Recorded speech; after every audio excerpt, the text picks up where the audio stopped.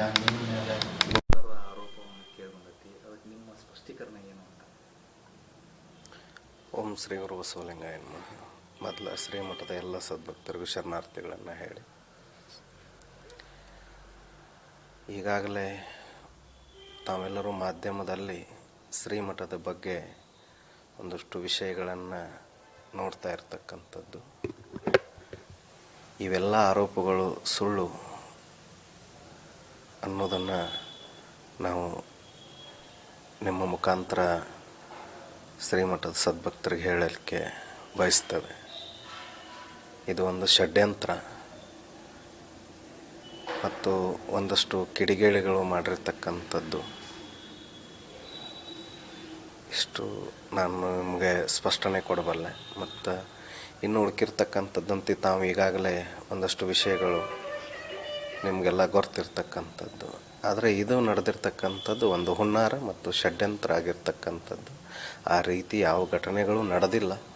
ನೀವು ಅದನ್ನು ಒಂದಷ್ಟು ವಿಡಿಯೋಗಳು ಈಗ ಬಂದದ್ರಲ್ಲೆಲ್ಲ ನೋಡ್ಬೋದು. ಆದರೆ ಶ್ರೀಮಠಕ್ಕೆ ಬಂದಿರತಕ್ಕಂಥವ್ರ ಮೇಲೆ ಈ ರೀತಿ ಹಲ್ಲೆ ಮಾಡಿರ್ತಕ್ಕಂಥದ್ದು ನಮ್ಮ, ಯಾಕಂದ್ರೆ ಅಲ್ಲಿ ನಾವು ಅಷ್ಟೇ ಅಲ್ಲ, ಭಕ್ತರು ಇದ್ದರು.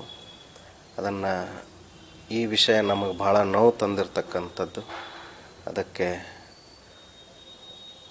ಅದು ಗದ್ದಿಗೆಳಗಿರ್ತಕ್ಕಂಥವನ್ನೇ ಇದಕ್ಕೆ ನಿರ್ಣಯವನ್ನು ನೀಡಬೇಕು ಅನ್ನೋದು ನಮ್ಮ ವಿಚಾರ. ತಾವು ಹೊತ್ತು ಏನಾದರೂ ಭಕ್ತಾದಿಗಳಿಗೆ ಮನವೊಲಿಕೆ ಮಾಡಿ ಹೇಳುವಂಥ ವಿಷಯ ಮಾತಾಡಿದಾರ ಅಂತ? ಅಷ್ಟು ಅವರು ಗಲಾಟೆ ಮಾಡುವಂಥ ಸಂದರ್ಭ, ಗಲಾಟೆ ಮಾಡುವಂಥ, ಯಾಕಂತಂದರೆ ಅವ್ರಿಗೆ ಗಲಾಟೆ ಮಾಡಲಿಕ್ಕೆ ಅಂತಂದರೆ ಅವರು ರಾತ್ರಿ ಇದು ನಡೆದಿರ್ತಕ್ಕಂಥದ್ದು 9-9:30 ಸಮಯದೊಳಗೆ ಒಂದಷ್ಟು ಕಿಡಿಗೇಡಿಗಳು ದುಶ್ಚಟಗಳನ್ನು ಮಾಡೋ ಸಲುವಾಗಿ ಒಳಗೆ ಬಂದಾಗ ಇಲ್ಲಿ ಮಾಡುವಂಥದ್ದು ಅಲ್ಲಪ್ಪ ಅಂತ ಹೇಳಿದಾಗ ಅವರು ಇದನ್ನು ಬೇರೆ ಅರ್ಥಕ್ಕೆ ತೆಗೆದುಕೊಂಡು ಹೋಗಿ ಈ ರೀತಿ ನಾವು ಅವ್ರನ್ನ ತಡೆಯುವಂಥದ್ದಾಗಿರ್ಬೋದು. ಅವರಿಗೆ ಬಂದಿರತಕ್ಕಂಥ ಆಮೇಲೆ ಗ್ರಾಮಸ್ಥರು ಬಂದರು, ಅಂದರೆ ಊರಿನ ಹಿರಿಯರು ಬಂದರು, ಅದಕ್ಕೆ ಭಕ್ತರೆಲ್ಲರೂ ಇದ್ದಿರ್ತಕ್ಕಂಥವ್ರು. ನಾವೆಲ್ಲ ಅವ್ರಿಗೆ ಮನವರಿಕೆ ಮಾಡಿದ್ದೀವಿ. ನಿಮಗೆ ಈ ಥರ ಇದೆ ಅಂತಂದರೆ ಬೆಳಗಡೆ ಜಾವ ಕೊಡೋಣ, ಈ ಸಮಯದಲ್ಲಿ ಇದು ಮಾಡೋದಲ್ಲ ಅನ್ನುವಂಥ ಮಾತನ್ನು ಬಯಸಿದ್ರು ಕೂಡ ಅವರು ಇದನ್ನು ಯಾವುದನ್ನು ಲೆಕ್ಕಿಸಲಿಲ್ಲ. ಶ್ರೀಮಠದ ಗೌರವ ಆಗಿರುವುದು, ಊರಿನ ಒಂದು ಮರ್ಯಾದೆ, ಇದನ್ನು ಯಾವುದೂ ಲೆಕ್ಕಿಸದೆ ಈ ರೀತಿ ಮಾಡಿರ್ತಕ್ಕಂಥದ್ದು ಬಹಳ ನೋವಿನ ಸಂಗತಿ ಅಂತ ಹೇಳೋಕ್ಕೆ ನಾವು ಇಷ್ಟ. ಇವತ್ತೇ ವ್ಯವಸ್ಥೆ ಇದೆ. ಅವರು ಆ ವ್ಯವಸ್ಥೆ, ಯಾಕಂದರೆ ನಾವು ಹೋದ್ಮೇಲೆ, ನಾವು ಬಂದಮೇಲೆ, ಯಾಕೆ ಇವರೊಬ್ಬರೇ ಅಂತಲ್ಲ, ಭಕ್ತರು ಬರ್ತಾಯಿದ್ರು. ಯಾಕಂದರೆ ಇದನ್ನು ಹೆಚ್ಚಿನ ನನ್ನ ಬಾಯಿಂದ ಕೇಳೋದಕ್ಕಿಂತ ನೀವು ಭಕ್ತರ ಜೊತೆ ಮಾತಾಡಿದಾಗ ಅಲ್ಲಿ ಏನು ನಡೀತಾ ಇತ್ತು, ಏನಿಲ್ಲ ಅನ್ನೋದನ್ನು ನೀವು ಕೇಳ್ಬೋದು, ಮಾತಾಡ್ಬೋದು.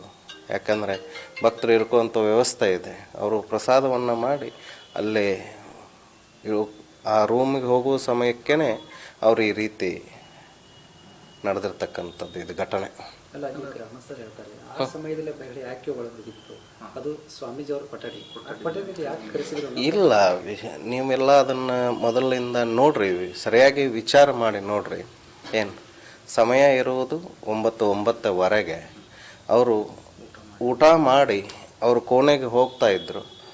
ಇವರೆಲ್ಲ ಅಂದರೆ ಒಂದಷ್ಟು ಜನ 4-5 ಜನ ಅಲ್ಲಿ ಅಡ್ಡಾಡೋದು ನೋಡಿ ಸ್ವಾಮೀಜಿ ಹೀಗೆ ಅಂತಂದಾಗ ನೀವು ಒಳಗಡೆ ಇರ್ರಿ, ನಾನು ನೋಡ್ತೀನಿ ಅಂತ ಹೊರಗಡೆ ಹೋಗಿದ್ದೆ. ಆ ಸಮಯದೊಳಗೆ ಇವ್ರು ಯಾಕಪ್ಪ ಅಂತ ಕೇಳಿದಾಗ ಆಗಿರ್ತಕ್ಕಂಥದ್ದು ಇದು. ನಿಮ್ಮ ಮೇಲೆ ಹಲ್ಲೆ ಮಾಡುವಂಥ ಏನಾದರೂ ಅಲ್ಲ, ಅದನ್ನು ನೀವು ವಿಡಿಯೋದೊಳಗೆ ನೋಡ್ಬೋದು. ಯಾಕಂದರೆ ನಾವಲ್ಲೇ ವಿಚಾರ ಮಾಡಿದ್ದು ಅಂತಂದರೆ ನಮ್ಮ ಮೇಲೆ ಅಪವಾದನೆ ಮಟ್ಟಿದೆ ಅನ್ನೋದಕ್ಕಿಂತನೂ ಆ ಬಂದಿರತಕ್ಕಂಥ ಶ್ರೀಮಠಕ್ಕೆ ಯಾಕಂದರೆ ಶ್ರೀಮಠ ಅಂದರೆ ಆಶ್ರಯ ನೀಡ್ತಕ್ಕಂಥದ್ದು.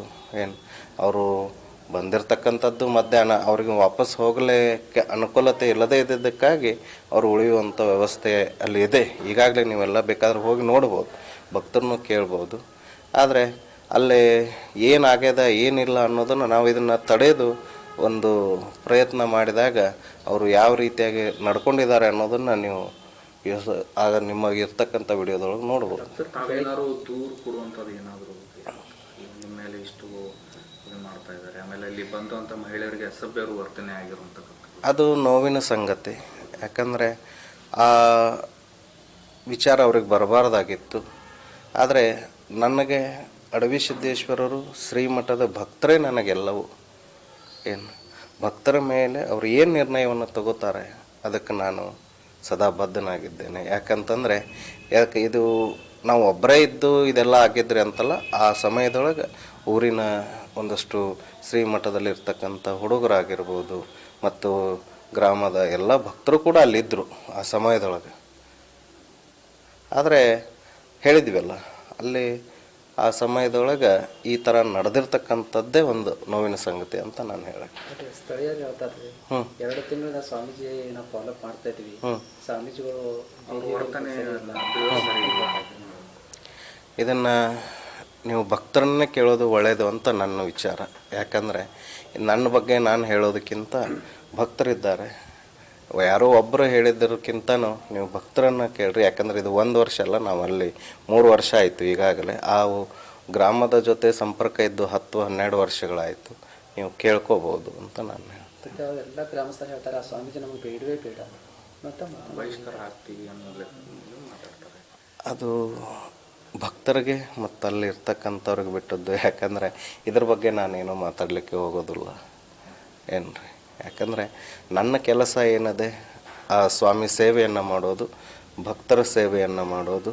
ನಾನು ನನ್ನ ಸೇವೆಯನ್ನು ನಿಷ್ಠೆಯಿಂದ ಮಾಡ್ಕೊತ ಬಂದಿದ್ದೀನಿ. ಆದರೆ ಇದು ನಡೆದಿರ್ತಕ್ಕಂಥದ್ದು ಹುನ್ನಾರ. ಇದರೊಳಗೆ ಅದು ಹೇಳಿದ್ದೀವಲ್ಲ, ಅದೇನಿದೆ ಅನ್ನೋದು ಅವ್ರಿಗೆ ಆ ಸ್ವಾಮಿ ಅವ್ರಿಗೆ ಒಳ್ಳೆಯ ಬುದ್ಧಿಯನ್ನು ಕೊಡಲಿ ಅನ್ನೋದು ಮಾತ್ರ ನಾನು ಹೇಳಕ್ಕೆ ಇಷ್ಟಪಡ್ತೀನಿ. ರಾಜಕೀಯ ಕುತಂತ್ರ ಇದ್ರ ಬಗ್ಗೆ ನಾನು ಹೆಚ್ಚಿಂದೇನು, ಯಾಕಂದರೆ ನನಗೆ ಯಾವುದೇ ಇದ್ರ ಬಗ್ಗೆ ಗೊತ್ತಿಲ್ಲ ಅಂದಮೇಲೆ ನಾನು ಸುಮ್ಮನೆ ಆ ವಿಷಯಗಳನ್ನ ಮಾತಾಡ್ಲಿಕ್ಕೆ ಹೋಗೋದು ಸರಿಯಲ್ಲ.